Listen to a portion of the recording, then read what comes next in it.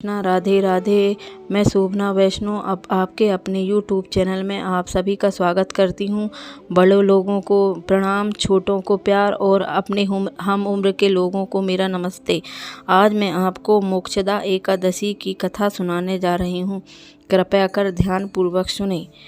मोक्षदा एकादशी। श्री युधिष्ठिर जी ने कहा कि हे भगवान, आप तीनों लोकों के स्वामी, सबको सुख देने वाले और जगत के पति हैं। मैं आपको नमस्कार करता हूँ। हे देव, आप सबके हितैषी हैं, अतः मेरे संशय को दूर कर मुझे बतलाइए कि मार्गशीर्ष शुक्ला एकादशी का क्या नाम है। उस दिन कौन से देवता की पूजा की जाती है और उसकी विधि क्या है। हे भगवान, कृपया कर आप मेरे प्रश्नों का विस्तार पूर्वक समाधान कीजिए। यह सुनकर भक्त वत्सल श्री कृष्ण कहने लगे कि हे धर्मराज, तुमने बड़ा उत्तम प्रश्न किया है। इसके सुनने से तुम्हारा यश संसार में फैलेगा, सो आप सुनिए। मार्गशीर्ष शुक्ला एकादशी अनेक पापों का नाश करने वाली है। इसका नाम मोक्षदा एकादशी है। इस दिन दामोदर भगवान की धूप दीप निवेद्य आदि से भक्ति पूर्वक पूजा करनी चाहिए। अब इस विषय में मैं एक पुराणों की कथा तुमसे कहता हूँ। इस एकादशी को व्रत के प्रभाव से नरक में गए हुए माता पिता पुत्रादि को स्वर्ग की प्राप्ति होती है। यह कथा आप ध्यान पूर्वक सुनिए। गोकुल नाम के नगर में बेखानस नाम का एक राजा राज्य करता था। उसके राज्य में चारों वेदों के ज्ञाता ब्राह्मण रहते थे। वह राजा अपनी प्रजा का पुत्रवत पालन करता था।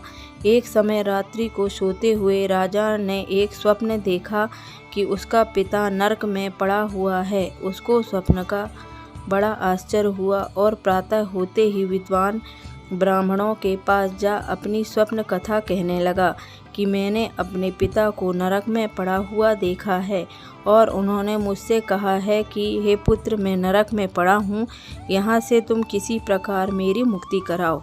जब से मैंने उनके ये वचन सुने हैं, मेरे चित्त में बड़ी अशांति हो रही है। मुझे इस राज्य, धन, पुत्र, स्त्री, हाथी, घोड़े आदि में कुछ भी सुख प्रतीत नहीं होता है।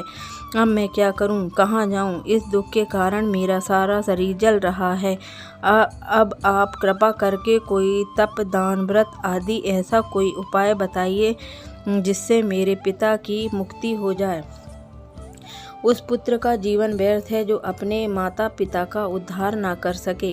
एक उत्तम पुत्र जो अपने माता पिता तथा पूर्वजों का उद्धार करता है, वह 1000 मूर्ख पुत्रों से अच्छा है।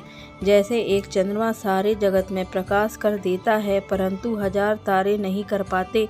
राजा के ऐसे वचन सुनकर ब्राह्मण कहने लगे कि हे राजन, यहाँ पर पास ही भूत, भविष्य तथा वर्तमान के ज्ञाता पर्वत ऋषि का आश्रम है। आपके प्रश्नों का उत्तर वे भली भांति दे सकते हैं। ऐसा सुनकर राजा मुनि के आश्रम पर गया। उस आश्रम में अनेकों शांत चित्त योगी और मुनि तपस्या कर रहे थे। उसी जगह चारों वेदों के ज्ञाता साक्षात ब्रह्मा के समान पर्वत मुनि बैठे थे। राजा ने वहां जाकर उनको साष्टांग प्रणाम किया। पर्वत मुनि ने राजा से सांगोपांग कुशल पूछी।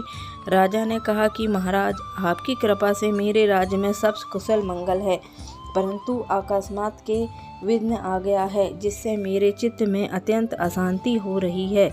ऐसा सुनकर पर्वत मुनि ने एक क्षण के लिए अपने आंखें बंद की और भूत विचारने लगे। फिर बोले कि हे राजन, मैंने योग बल से तुम्हारे पिता के सब कुकर्मों को जान लिया है। उन्होंने पूर्व जन्म में कामातुर होकर एक पत्नी को रति दी, परंतु सौत के कहने पर दूसरी पत्नी को ऋतुदान मांगने पर भी नहीं दिया।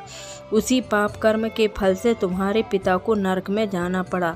तब राजा बोला कि हे महात्मन, मेरे पिता के उद्धार के निमित्त कोई उपाय बताइए।